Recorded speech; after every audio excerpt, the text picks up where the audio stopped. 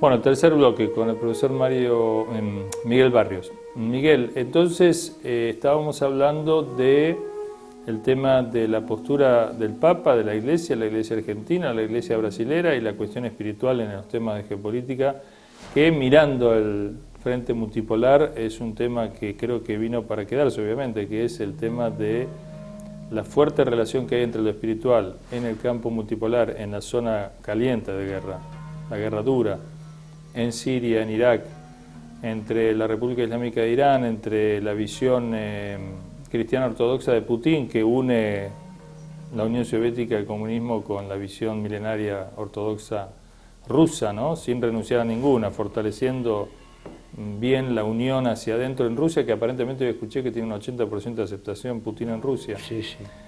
Y algo, digamos, parecido, también se habla de la, bueno, es obvio la aceptación que tiene también el liderazgo islámico en Irán y en la región, y los grandes triunfos que se vienen anotando. Entonces, de cara a eso, uno esperaba que el Papa realmente cuando habla de reconciliación, y creemos necesaria una reconciliación entre Fuerzas Armadas de Defensa de una nación y su pueblo,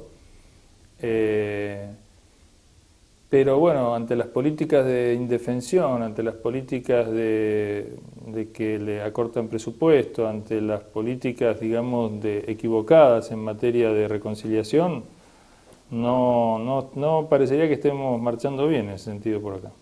No, por ejemplo, Méthode Ferré, que fue un teólogo, historiador, filósofo de gran influencia en el entonces jesuita y luego cardenal Bergoglio, actual Francisco, siempre planteó el ecumenismo, la cuestión de la Iglesia como propugnadora de un orden multipolar, por supuesto, y el diálogo interreligioso, la pacificación, que no significa necesariamente el perdón, sino una reconciliación, pero que también generando los mecanismos de justicia legítima, y no este error, o me parece a mí, despropósito que fue este intento de 2x1 que hace la Corte Suprema de Justicia. Lo que estamos observando realmente era una preocupación de Méthode en su último tiempo, en que inclusive yo fui muy amigo de él, tenía como estaba un poco desesperanzado en algunas cuestiones a su final. Y fue que él no veía otra salida que el afianzamiento del sistema educativo de la Iglesia, principalmente una pastoral educativa. Y lo que se observa en el fenómeno, estamos ya hablando concretamente de nuestro Papa, nuestro primer Papa jesuita latinoamericano, nuestro querido Papa Francisco, es que existe un divorcio entre su liderazgo carismático y, por supuesto, moral, político a nivel mundial, que tiene que ver más por una cuestión personal de él, que por la adhesión a sus posturas doctrinarias. Yo no sé hasta qué punto el catolicismo entiende las posturas doctrinarias, las encíclicas, el Evangelio de la Alegría o Evangelii Nuntiandi, donde cuestiona el sistema financiero, político, económico, liberal mundial, o el caso de la Laudato Si, sí. Y toda la cuestión de cómo los países poderosos son los verdaderos contaminantes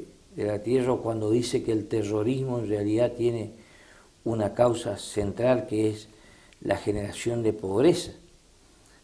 Y por supuesto dice que ningún terrorismo es sinónimo de religión, cuando se quiere hacer esa analogía difamatoria entre islamismo como sinónimo de terrorismo. El Papa se lo dijo, se dijeron mutuamente Rouhani, sí, el gran presidente de Irán, con Francisco en el Vaticano. Entonces, lo que yo pienso es que a lo que me han dicho los profesores brasileños, esto ya a nivel de profesores universitarios, con importantes funciones, en cátedras, diríamos, más que en funciones en ejercicio de la universidad, que se da un fenómeno muy parecido a que se da en la Argentina. Las universidades católicas, paradójicamente, están dominadas por el neoliberalismo. Es decir, todo lo que habla el Papa simultáneamente se da en lo contrario a lo que habla el Papa constituye la currícula de las universidades católicas. O sea, por ejemplo, en las carreras de Relaciones Internacionales el alineamiento es estricto con Estados Unidos. En la carrera de Economía el neoliberalismo y así sucesivamente. Entonces, ¿de dónde van a salir los dirigentes? ¿De dónde va a salir la catequesis? ¿De dónde va a salir la iglesia? Si la iglesia no es el edificio, sino la iglesia implica misión, una misión, la misión. Bueno, entonces, parecería que hubiera una esperanza de que pudiera salir de las bases populares. Eso yo confío plenamente, pero si uno ve las estadísticas, por ejemplo, en Brasil, que era el principal país católico de América Latina, no solo que hubo una merma importantísima, alrededor del 30% de fieles católicos, preocupante, con iglesias evangélicas, emergentes, de iglesias evangélicas, todas vinculadas antimarianas, vinculadas a las iglesias electrónicas que en su momento supimos que Rockefeller y Kissinger financiaban para dividir la identidad. Unas que eran recibidas acá por Grondona, digamos.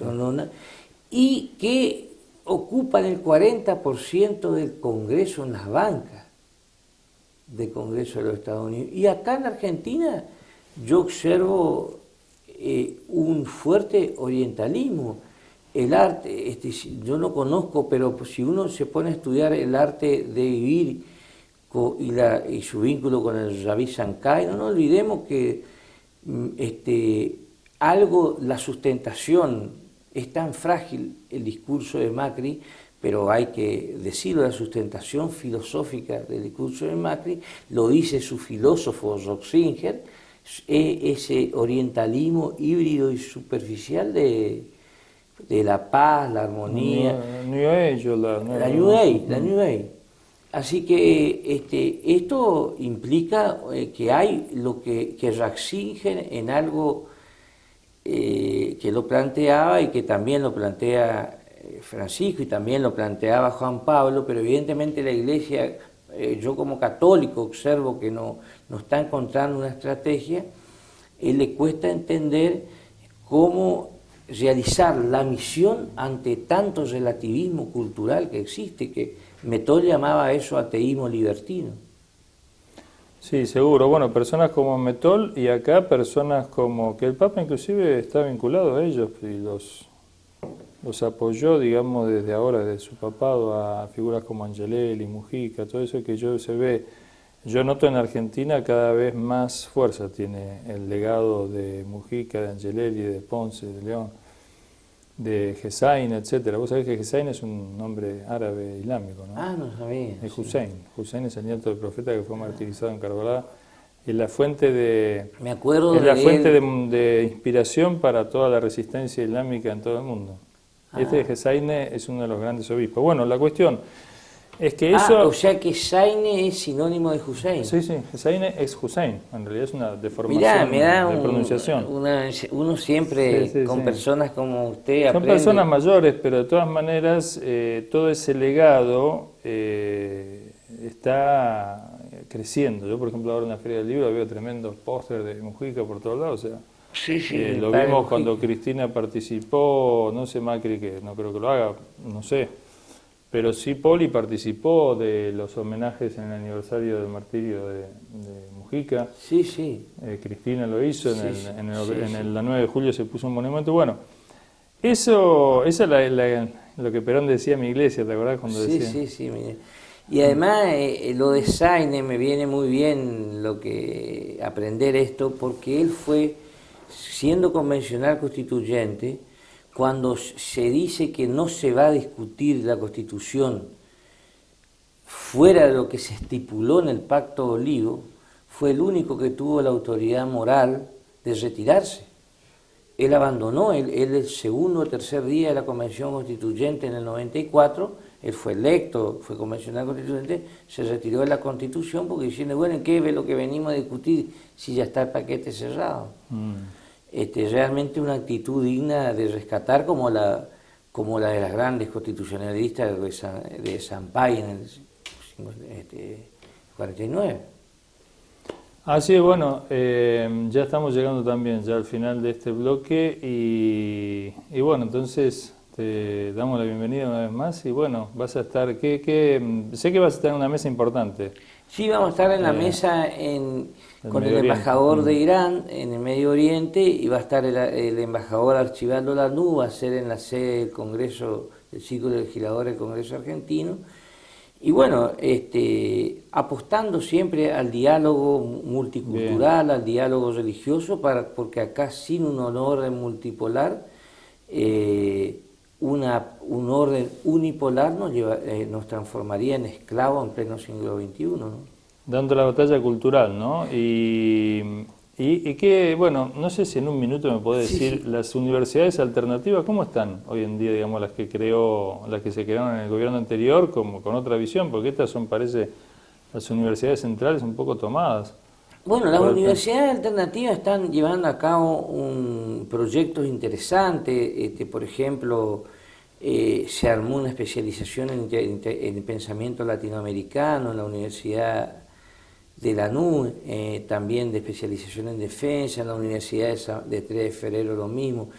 Es decir, son universidades que de alguna manera le dan a los hijos de obreros de primera y segunda y tercera generación la posibilidad de no estar hacer viajes y dependiendo exclusivamente de la UBA, y por el otro lado con estudios, diríamos, en ciencias sociales nuevas, y también en ciencias laborales y ciencias científicas. Por ejemplo, en la ANU se está estudiando ingeniería ferroviaria. Entonces, bueno, está habiendo un crecimiento interesante y que eso ya se empieza a notar en que hay toda una juventud que empieza a participar en política formada en ese ámbito. Y además, te interrumpo, disculpame porque nos están diciendo que ya tenemos que ir al corte, pero que se parecen consolidarse, ¿no? Hubo una arremetida al principio, pero parece que en el gobierno hoy de están Buenos Aires... consolidados, aunque se quiso hacer recorte presupuestario, todo están consolidados. Bueno, te agradecemos por haber estado y estamos en contacto siguiendo los acontecimientos, como diría el periodista Walter Martínez. Muy bien, gracias. No, muchas gracias.